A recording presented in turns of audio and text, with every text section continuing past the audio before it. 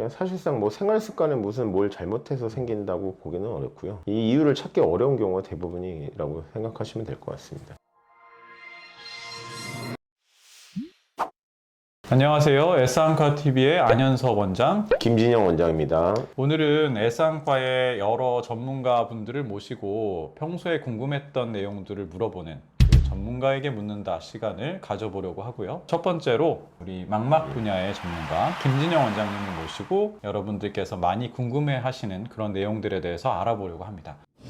오늘 첫 번째로 다뤄볼 질환은요, 망막전막이라고 하는 질환인데요. 아마 들어보신 적이 있는 분도 있고 없는 분도 있으실 것 같아요. 우선 이 망막전막이라는 질환이 어떤 질환인지에 대해서 간단하게 설명 부탁드리겠습니다. 망막전막은 망막 외래를 보다 보면 상당히 많은 수에서 이제 관찰을 할 수가 있는데요. 망막 앞에 섬유성 막이 생기는 걸 말하게 됩니다. 주로 이제 생기는 위치가 시세포들이 모여 있는 황반부에 주로 생기기 때문에 황반전막 이렇게 표현하기도 합니다. 주로 이제 심하게 되면 이제 구조적인 변형을 유발하기 때문에 시력저하 같은 이런 증상을 유발할 수 있는 질환이 되겠습니다. 여기서 보면은 이름에 막이 두 개가 들어가잖아요. 망막에도 막이 있고 점막에도 막이 있고. 그러니까 이게 딱 듣기에는 뭔가 어색하고 좀 혼동이 오실 수가 있는데 망막은 원래 있는 막이죠. 예, 그렇죠. 눈동자 안쪽에 원래 있는 막인데 원래 없어야 할 막이 하나 더 끼는 거잖아요. 그래서 망막의 앞에 또 막이 꼈다. 맞습니다. 망막 전막, 망막 앞막 뭐 이런 식으로 표현을 하는데요. 그럼 원장님, 이런 망막 전막이라는 질환은 도대체 왜 생기는 걸까요? 원인은 대표적으로는 특발성 그리고 2차성으로 나눌 수가 있게 되겠습니다. 특발성은 말 그대로 특별한 원인 없이 발생하는 경우가 되겠고, 이런 경우는 이제 연세 드시면서 조금 더 늘어나는 경향이 있습니다. 정확한 기전은 밝혀져 있지는 않고요. 2차성의 경우도 이제 발생할 수가 있는데, 눈 안에 염증이나 당뇨 망막병증, 그리고 망막 혈관 질환, 그리고 외상이라든지 망막에 열공이 있다든지 박리가 있다든지 이런 질환이 있어서도 2차성으로 발생할 수가 있습니다. 특발성이라고 하면은 사실은 뭔가 의사들이 왜 생겼는지 모를 때 쓰는 말이고요. 실제로 그런 질환들이 되게 많은데 많습니다. 환자분들은 항상 궁금해 하시죠. 이게 내가 뭘 도대체 잘못해서, 아니면 내가 어떤 것 때문에 이런 병이 생겼냐라고 물어보시는데, 뭐 특별히 그런 거 없이도 생길 수 있는 거잖아요. 특발성이 아니면 사실 특발성인 경우는 그냥 사실상 뭐 생활 습관에 무슨 뭘 잘못해서 생긴다고 보기는 어렵고요. 이 이유를 찾기 어려운 경우가 대부분이라고 생각하시면 될 것 같습니다. 그리고 이제 2차성은 좀 비교적 원인이 좀 명확한 경우일 텐데요. 보면은 보통 이제 염증이나 뭐 여러 가지 망막 질환들로 인해서 유발되는 경우가 대부분인 것 같은데, 안과 수술 후에 그런 생길 가능성은 없나요? 수술 후에도 약간의 염증은 좀 유발할 수가 있기 때문에 수술 후에도 좀 생길 수가 있습니다. 빈도수가 그렇게 많지는 않은 것 같고요. 사실 원인은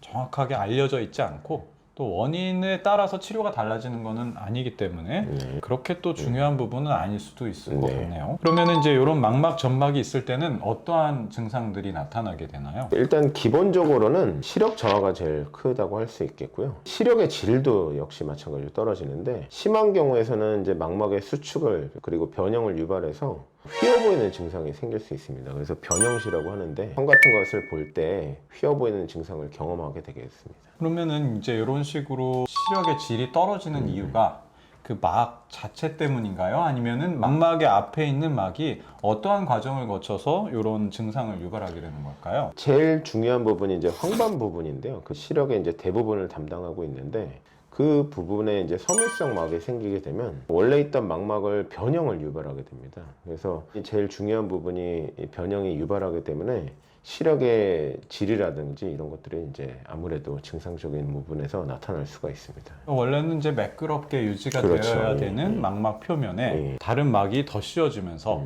그 막에 주름도 잡히고 그 막이 원래 있던 망막을 잡아 당기기도 하고 맞습니다. 붓게 만들기도 하고, 그러면서 이제 시력이 떨어지는 그런 경우일 텐데요. 그러면은 이런 망막 점막은 어떠한 방법을 통해서 진단이 되게 되나요? 망막 외래에서 어떻게 보면은 가장 기본적인 검사로도 이제 진단이 되겠습니다. 안저 검사. 이제 망막 검사를 하게 되겠고요.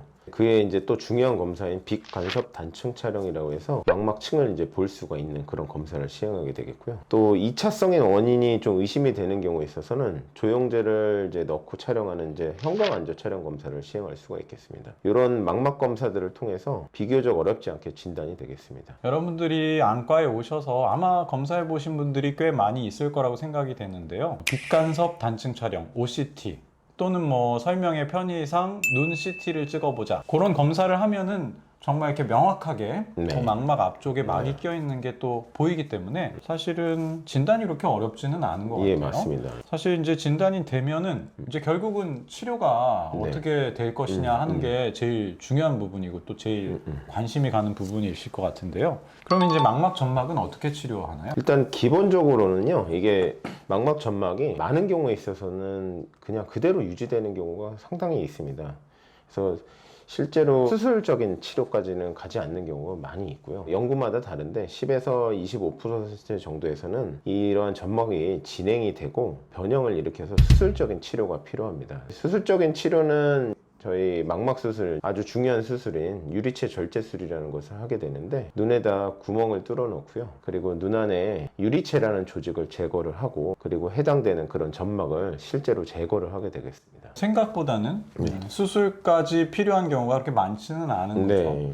10에서 25% 정도라고 하면 네. 본인이 뭐 망막 점막이다라는 얘기를 들으셨다고 해서 그렇게 너무 걱정을 하시거나 두려워하시기보다는 이제 병원에서 정기적으로 경과 관찰을 하다가 필요한 상황이 되면 이제 수술을 하고, 그러면 이 망막 점막은 시력에 영향을 끼치지 않는다면 그냥 평생 둬도 되는 거네요. 근데 이게 사람마다 워낙 이제 케이스마다 좀 다른데요. 이게 진행 속도가 좀 빠르신 분이 있고, 빠르신 분은 예를 들어서 오늘 보고 다음 달 봤는데 엄청 진행이 돼서 오시는 분도 간혹 있으시거든요. 대부분의 경우는 천천히 진행되거나 거진 진행이 안 되거나 이런 분들이 많으신데, 진행이 엄청 빠르신 분들이 가끔 보이기 때문에 사실 저희가 이제 경과 관찰 기간이 굉장히 좀 중요하고, 오실 때 체크를 반드시 하셔가지고, 이게 수술 시기를 너무 늦춰지게 되면 망막 변형이 많이 일어나기 때문에 시력적인 예후나 수술적인 예후가 많이 떨어지게 됩니다. 그래서 그 시기를 놓치지 않게 경과를 잘 지켜서 보시는 것이 중요하겠습니다. 결국은 언제 오시라고 이제 말씀드리면 맞습니다. 이제 예. 그때 맞춰서 예. 검사를 하시면서